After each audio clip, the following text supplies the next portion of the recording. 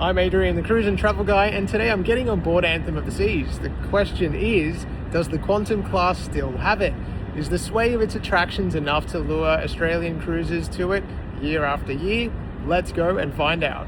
This 3-night cruise sees me clock up 2 weeks sailing time on board Quantum class ships, enough time to understand how they work and how they do or don't fit with Aussie cruisers. From the cabin to dining, the odd queue, and even the taste of Eden Festival, here's what happened during my cruise. The Quantum class has been in Australia for almost a decade now. Ovation of the Seas has been a local stalwart. In fact, I went to see her in 2016 when she first arrived in Sydney Harbour, and I still cannot get over the size of these things. So Anthem is new to us, but she's not brand new as a concept. But the central question here is, how has the Quantum class aged? Is it still one of the best big ship options for Australians? In Sydney, and helped by the fact that this was a domestic cruise with no immigration processes, boarding was an absolute cinch. It took us no more than 10 minutes to get through the terminal and on board the ship. SeaPlex cards, which you use on board as your room key and payment method, are found at your cabin. Even though Anthem of the Seas is 10 years old, she's still a beauty. The central esplanade is the key indoor connector. This is where you'll find bars, restaurants, entertainment venues, shops of course, and then casual dining and cafes. It's all here. It can feel a bit like a shopping mall in my opinion. It's a bit dark and closed in for my tastes, but it's still a stunning space. This being a 3-night weekend cruise departing on a Friday, the crowd on board was definitely mixed. There were plenty of people there enjoying celebrations like Christmas parties, birthdays, and I decided to make it my own Christmas party, so it was definitely a more convivial and party-like atmosphere on board, which was a lot of fun. One thing that always strikes me about Royal Caribbean ships is that they just feel like a well-oiled machine. There is a sense of quality about the crew and the service and the overall experience that you usually have on board. Of course, there can be exceptions. A short cruise like this means going straight into the fun, and I have a couple of tips to maximize your time on board that actually cost you nothing. Before your cruise and as soon as online check-in opens, get into the app or the website and choose your check-in window for as early as possible to maximize your time on board. Once you get on board, connect to the ship's free Wi-Fi, open up the Royal Caribbean app, and then book in any freebie slots you can for the North Star or the iFly. Typically these are available on port days, including embarkation day. If you arrive early enough, head straight to the Windjammer for a lunch before the crowds arrive. That's the onboard buffet, and it's a pretty good one. There are alternatives though. If you have gotten on board later, try Cafe 270 downstairs or the Solarium Bistro, a smaller style buffet restaurant that seems to stay off the radar, at least on the first day. Embarkation day is also a great opportunity to use the swimming pools and hot tubs before they get a little bit crowded throughout the cruise, because if you pack your swimmers, you can get changed and jump into the pool before you go to your cabin. Or you can wear your swimmers on board, by the way. That's probably the smarter thing to do. But yeah. Fresh. And there's no one in here, so it's great. Except for the guy behind me. Just know that activities begin on board straight away, so check the app, see what's happening, and then take advantage of boarding day fun. When it's time for dinner, the first day can often be a little bit chaotic in the main dining rooms, so one alternative is the Solarium Bistro. You can make online reservations, which I do recommend, but there's no charge, and it's a much more calm environment and certainly a nice way to start your cruise vacation. We've decided to do our first ever indoor sail away, and I think we're on to a winner. Spectacular. This has been pretty cool. It's a lot more relaxed inside. I think everyone outside's really enjoying themselves. And in here it's a bit more chill. And we're enjoying ourselves in here too. That's fair, but still, it's just a little bit more relaxed. So does the Anthem of the Seas still feel innovative in 2025 or just busy? Well, let's find out. When it comes to attractions in this region, Quantum class ships definitely take the cake. On board, you'll find the SeaPlex, which is this vast indoor space that is multi-use. So here you'll find a lot of free activities that don't cost anything extra, from rollerblading to dodgem cars, and then other sports things like pickleball, dance lessons, and even more. On the upper level, you'll find an Xbox zone and then other games, although table games and the arcade on the lower level come with fees, which are payable with your SeaPass card. And a reminder, if you are enjoying this video, please hit the like button to help share its reach on YouTube. The crowning glory on these ships is the North Star Pod, the iFly indoor skydiving experience, and the Flow Rider. These are big excitement for people, especially those of you new to cruise, and there are free slots that are typically available on port days, but these are in hot demand. I recommend booking them as soon as you can and as soon as you board using the app like I mentioned earlier. Anthem of the Seas features the West End original We Will Rock You. Typically, cruise ship production shows seem to lack any storyline, and although this one was light, it was very entertaining for me. The songs, obviously from Queen's catalogue, are exceptional, as are the performances. It's almost reason enough for you to choose Anthem of the Seas, even if you have experienced the other Quantum class ships over here. It is long though, 2 hours with no intermission. During our cruise, there was a matinee, so we went to that during the day. I do recommend arriving early though to get the best choice of seating. There was already a queue formed when we arrived just before doors open, around about 40 minutes before showtime. There was a second nighttime production during our cruise as well. Around the ship there was plenty of music. Bands and musicians, DJs, and even karaoke performances all over the ship. From the aptly named Music Hall to 270, one of the ship's best venues and one that I love kind of the most, and the pub and Boleros, a Latin-inspired lounge and bar. Compared to family-focused competitors from Carnival, Anthem of the Seas to me is leagues ahead in terms of the ship itself. It is undeniably more modern. On the side though of entertainment and fun, I think this would be a bit of a closer tie, and I'm sure some have preferences for one over the other. For kids specifically, Royal Caribbean offers Adventure Ocean. It's included in your fare and offers child and teen focused spaces and activities. It's broken into 4 different age groups with unique venues and entertainment offerings, catering for kids from ages 3 to 17. There's even a separate nursery that can accommodate babies as young as 6 months old, although these sessions come with an additional fee. We really put the entertainment to the test during our cruise. We made the most of so many events while we were on board. We attended trivia and quizzes, karaoke sessions like I mentioned, although we did not perform, stand-up comedy, dance parties, silent discos, a royal mystery whodunit style investigation, and of course the famed We Will Rock You.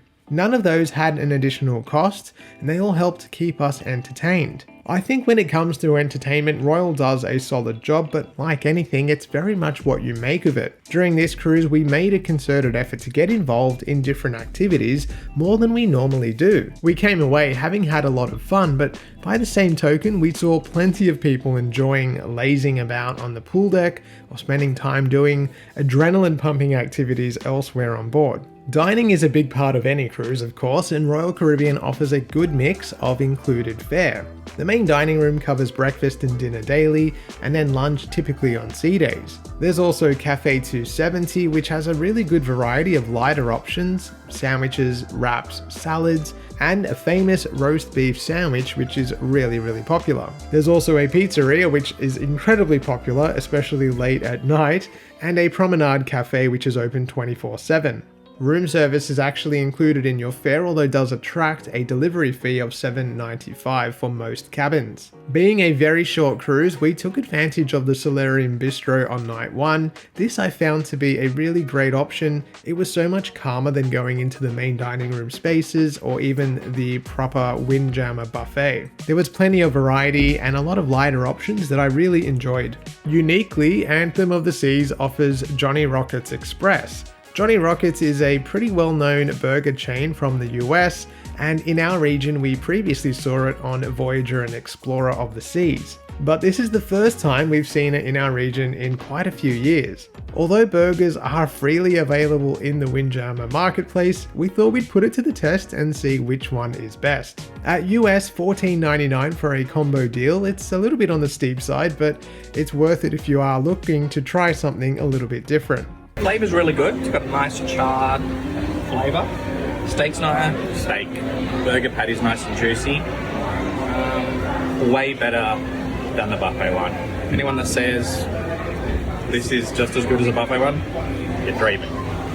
Our pre-selected dinner time in the main dining room happened to be the early slot, which was about 5 PM, a little bit too early for us. So for that reason, we decided to take advantage of the Windjammer buffet for dinner on night 2. While the variety was really wide, I did find that some of the options weren't as high quality as I had experienced in the past. Now, there's too much variability to say whether or not that's specific to Anthem of the Seas or supplies that the ship had on board, but I do know that in the past I've had really great experiences in the Windjammer, and this time didn't feel quite as good. We also took advantage of the bar menu at Vintages. Vintages is one of the wine bars on board, and it became one of my favorite spots. And I did enjoy trying the bar menu, which was supplied by the neighboring specialty restaurant, Jamie's Italian. During a cruise earlier in 2025 on board Quantum of the Seas, we dined at both Chops Grill and Jamie's Italian. I encourage you to watch that review, but the short story is that both venues were excellent during our previous voyage.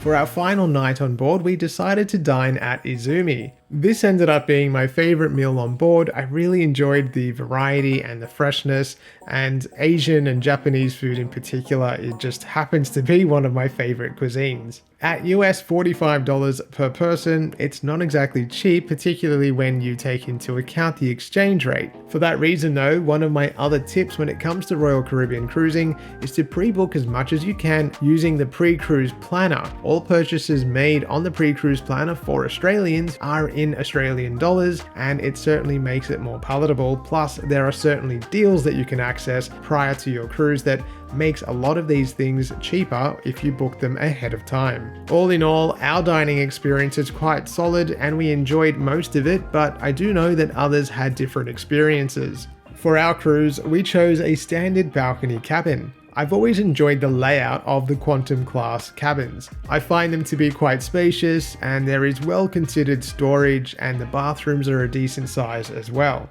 I will say they do seem to be dating. They're a little bit dark and the lighting is not exactly fantastic. There's also a limited number of power outlets close to the bed, so you'll have to rely on the vanity for charging most of your devices. I have a full cabin tour available on my channel, which I've linked to below. A few years ago, Royal Caribbean moved to once daily housekeeping, which means that your room is serviced only either in the morning or in the evening. It was all very clean and a nice place to spend a few days, although I do find that the beds are really quite hard. Across the ship though, and even under the pump of a shorter cruise, the service that we encountered was really quite good. From bartenders to waiters and others that we encountered, everyone seemed on the ball and friendly. It is clear to me though that there were maybe not enough crew on in certain areas. Being a shorter cruise over a weekend in a festive period, you can imagine that some of the bars are quite busy, and I think that they were a little bit overrun at times. Despite that, I still feel that on the whole,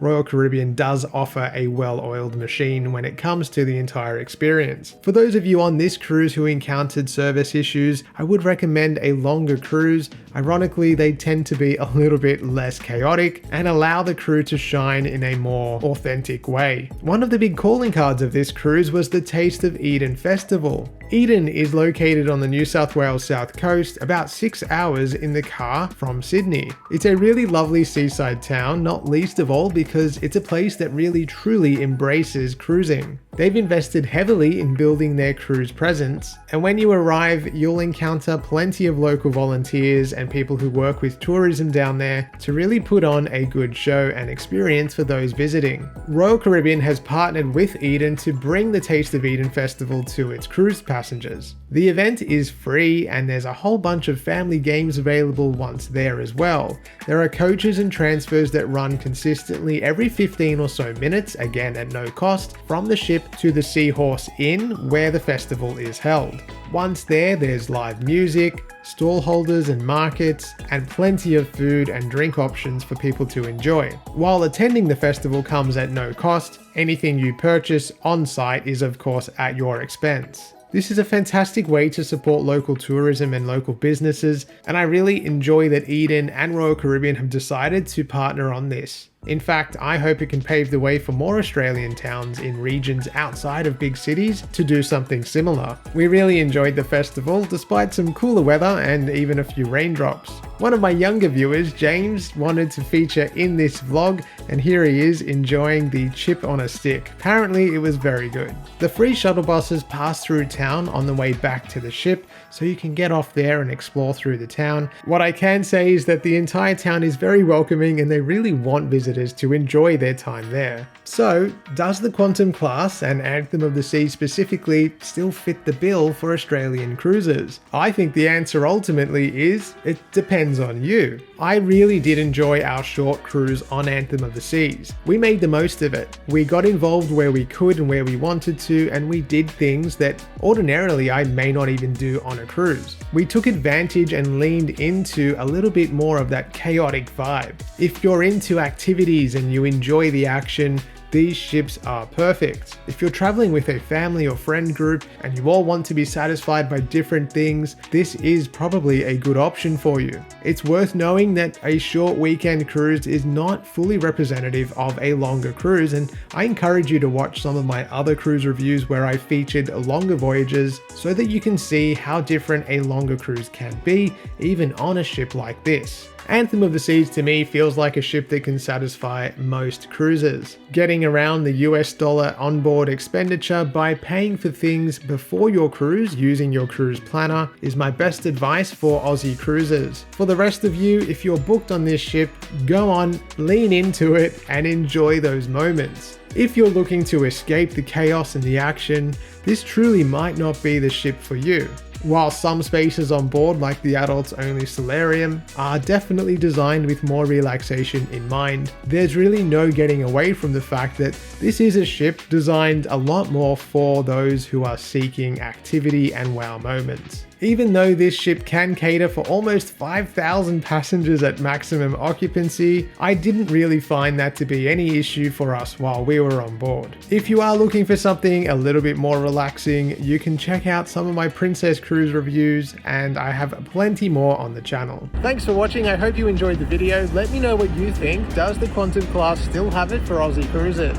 As always, you can follow along on Facebook and Instagram at The Cruise and Travel Guy. Thanks again, and I'll see you soon. No. Oh well, part of the fun of travel. It's a video. Oh, it's not good. No, it's not. Not at all. It's very watery. Not at all. Oh well. Fail. Fail. Okay, there's some weird flavour in it, but we'll go with it. I'll make a better one, that's it. It's gonna be okay. Just dance. Really? Dance. Dance. Just dance. And a teledona. Is it oozing? Oh, better be filled. Oh, it's good.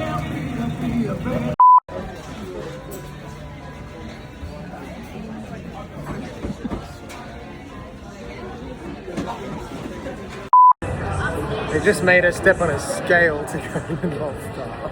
So depressing, but I didn't look. Added 10 pounds, which helps.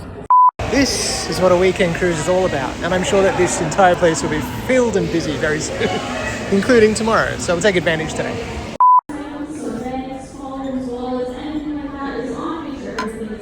Tip man.